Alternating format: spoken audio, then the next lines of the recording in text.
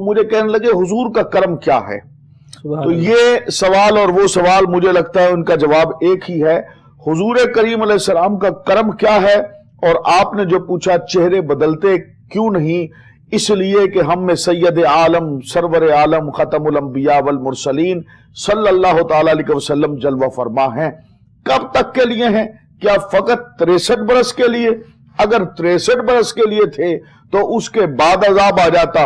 فرمایا نہیں، صبح قیامت طلوع ہو جائے گی لیکن ستارہ محمد عربی علیہ السلام کی ختم نبوت کا چمکتا رہے گا۔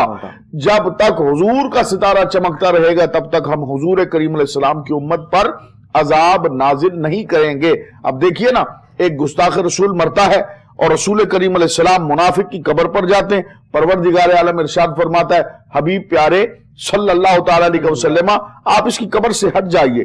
یا اللہ اس میں حکمت کیا ہے؟ علماء نے لکھا حکمت یہ تھی کہ جہاں سید عالم صلی اللہ علیہ وآلہ وسلم جلوہ فرما ہوتے ہیں وہاں عذاب الہی نہیں ہوتا، اور یہ تھا گستاخ رسول۔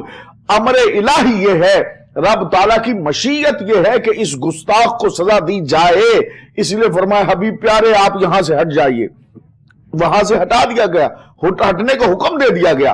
نبی کریم علیہ السلام کا وجود مسعود وہ رحمت للعالمین وجود ہے جس کی برکت سے چہرے نہیں بدلتے۔ پچھلی امت، گناہ تو بڑی بات رہے، پچھلی امتوں میں دیکھ لیجئے اگر مرد پر شرعی غسل واجب ہو جائے تو پاک ہونے کا طریقہ کیا تھا؟ فرمایا لوہا گرم کر کے اس کے جسم کو داغا جائے، کپڑے پر غلاظت لگ جائے، کپڑا کاٹ دیا جائے، رات کو چوری کرتا صبح دروازے پر لکھا ہوتا، قتل کرتا صبح دروازے پر لکھا ہوتا، شراب پیتا صبح دروازے پر لکھا ہوتا۔ کرم رسول یہ ہے، مہربانی رسالت مآب علیہ الصلوۃ والتسلیم یہ ہے۔ آج ہم گناہوں میں مبتلا ہیں، چوری بھی قوم کرتی ہے، گناہ بھی کرتے، یعنی وہ قومیں، پچھلی قومیں جب ایک ایک گناہ کرتی تھی تو عذاب آ جاتا تھا، اور ان کے ایک ایک عمل پر عذاب آتا تھا۔ ہم ان کے اجتماعی گناہ، ایک ایک فرد یہاں پر کھڑا ہوا کر رہا ہے اور عذاب الہی نازل نہیں ہو رہا۔ یہ کیا ہے؟ یہ رسول اللہ علیہ السلام کا کرم نہیں؟